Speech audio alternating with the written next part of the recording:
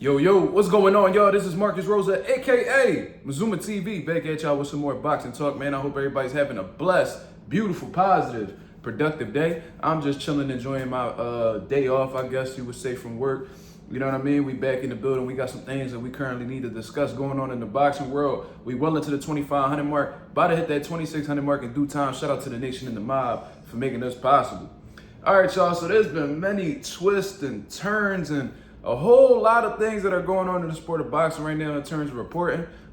We getting one report that, Terence Crawford and Canelo Alvarez is finalized. Then we hearing that the fight is off. Then we hearing that Canelo Alvarez is about to seal a fight with Jake Paul. Y'all heard me right, people. There was a point in time where Jake Paul and Canelo Alvarez seemed like it was on the up, and it seemed like it was about to get solidified at any given moment. However, Turki Alalshikh comes in. He has a conversation with Canelo Alvarez and is able to seal a 1, 2, 3, 4 fight deal over with Riyadh season. And it seems like at this point in time, Canelo Alvarez and Jake Paul is now on the back burner. You see what I'm saying? I had put out a video yesterday convinced that Jake Paul had stole the fight from Canelo Alvarez, but Turki Alalshikh somehow, some way, which we all know is about the money, people, was able to give Canelo Alvarez a deal that he cannot refuse. Now, there's a lot of questions as to who Canelo Alvarez is going to face. You know what I'm saying? It seems like the fight in September between Canelo Alvarez and Terence Crawford is solidified, according to Turki Alalshikh and things of that nature. But Mike Coppinger was one of the first people who came out with the information. And he says, on quote, in a stunning 11th hour development with the Jake Paul fight at the 1 yard line. So he's letting you know that this fight was this close to being made. Canelo Alvarez has instead closed a 4-fight deal with Turki Alalshikh and Riyadh season to salvage the Terence Crawford mega fight in September, people. So that's exactly what's going on. Jake Paul came out. He was extremely salty about it.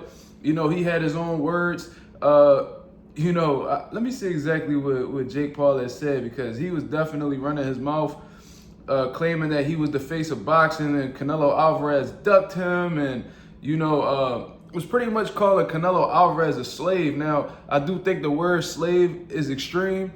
You know what I'm saying? I just think that he used Jake Paul. I think he used that Jake Paul fight as leverage to reach back out to Turki Alalshikh and get a better deal. You see what I'm saying? It's one of two things that happen.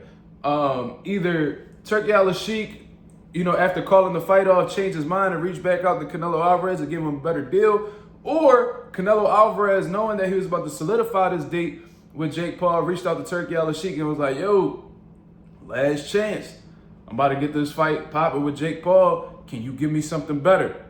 Either one of those things happened, but regardless, Jake Paul is pissed off about it. You know what I'm saying? I don't really like the idea of a white man calling somebody else a slave. That shit just rubs me the wrong way, especially what's going on right now between, Mexico and the U.S. But regardless, you know what I'm saying? Jake Paul is salty about it, so now he out here looking for a different opponent because somebody essentially told him no. And, when you come from, the Disney world and you just like this spoiled, entitled, rich kid, it's hard for you to handle rejection. You feel what I'm saying? So now that we got to the point where it's pretty much solidified that Canelo Alvarez got a good deal going on with Turki Alalshikh, let's talk about opponents.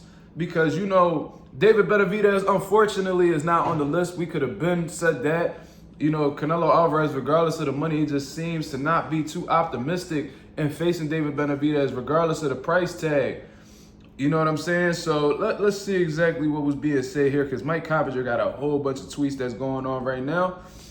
And 15 hours ago, he said the first fight of Canelo's 4-fight deal, sources told ESPN, will take place El 4 de Mayo, so May 4th in Riyadh. That Sunday morning for a primetime broadcast Saturday night in the U.S. 2 names being considered for the Crawford tune-up.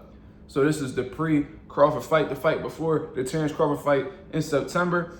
Jermall Charlo and Bruno Sarase. Now, for those of y'all who don't know who Bruno Sarase is, he's one of the ones who got one of the knockouts of the year, one of the upsets of the year in 2024 against Jaime Munguia, who was also a former Canelo Alvarez opponent. And we all know who Jermall Charlo is. Now, am I a strong fan for either one of these fights? Absolutely not. I understand Bruno Sarase got an upset victory and things of that nature, but he still is, to a certain extent, unproven. And from what I understand, he's about to do a rematch with Jaime Munguia in April, unless that shit completely fell off.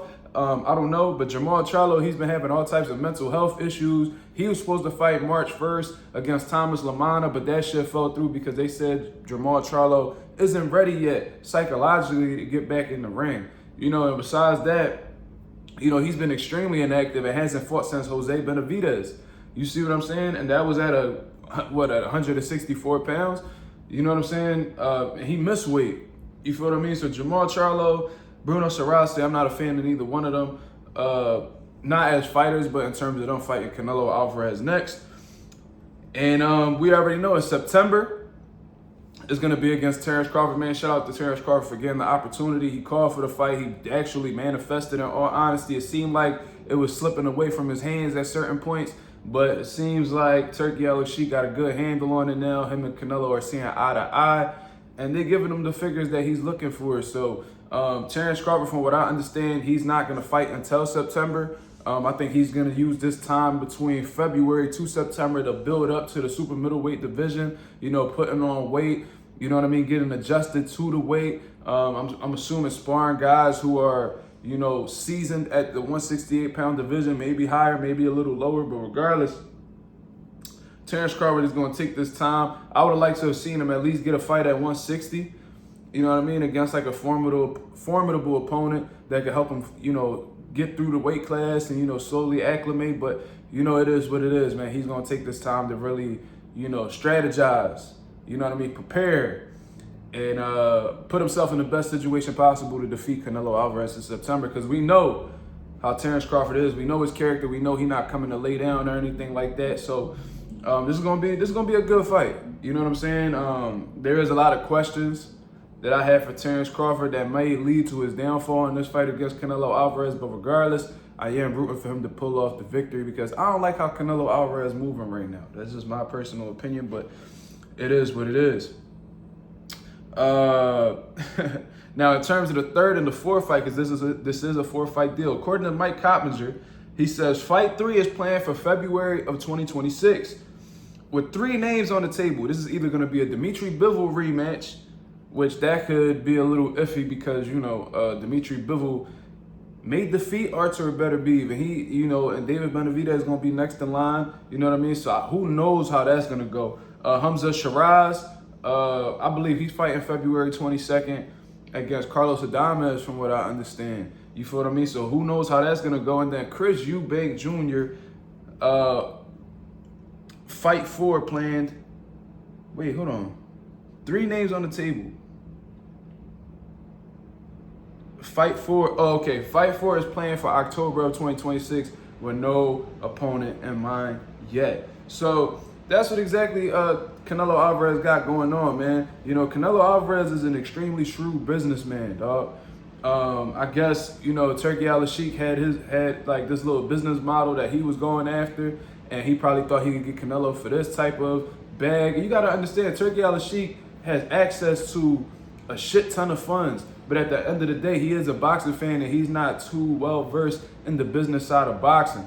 You feel what I'm saying? So Canelo Alvarez, he done been around the block. He done fought on every network damn near. HBO, Showtime, DAZN, PBC. He done been around the block, so he knows how this shit goes. He knows how to really finesse these guys, and essentially, he finessed Turki Alalshikh, people. You know what I'm saying? I really think that he used that Jake Paul situation to really get Turki Alalshikh to bend the knee. You feel what I mean? I feel like he really got, you know, Turki Alalshikh to tap to his demands. You feel what I mean? Maybe Turki Alalshikh was being a little headstrong, you know what I'm saying? And was like, man, you know what? He want to give us trouble. You know, he want to try to do he want to do fights on the side and all that shit. We going to let this man go. But then when he seen that Jake Paul might have possibly taken the spotlight from him, and, you know, he has business ties with Terence Crawford. He feels like he has certain obligations to fill with Terence Crawford, he was like, you know what? Let me try to stop this shit, man. Let me just put up a couple more dollars and see if Canelo Alvarez will look in our direction. And, it works out in Canelo Alvarez's favor, bro. So it is what it is. Canelo Alvarez got Turki Alalshikh to give him what he wants. Jake Paul left in the dust, as he should, because he's not deserving of this opportunity. He is a culture vulture. And at the end of the day, there's bigger fights to be made, more meaningful fights to be made. And, Jake Paul, he being a little spoiled child right now. He called himself the problem child. Sound like the bitter child, the spoiled child, the entitled child. You feel what I mean? He got like the only child syndrome. When you tell him no, he's like, oh man, you a slave. I'm not a slave. I'm the face of boxing. Okay, brother. Go ahead and be the face of boxing. Go fighting these former UFC guys.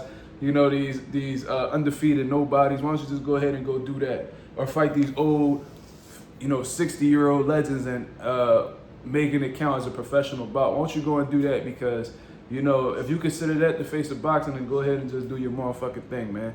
This was MarkMazuma TV. Thank you very much for tuning in. I appreciate you guys, man. Be on the lookout for the live later on tonight. Until then, y'all have a blessed, beautiful one. I'm out of here, man. Peace.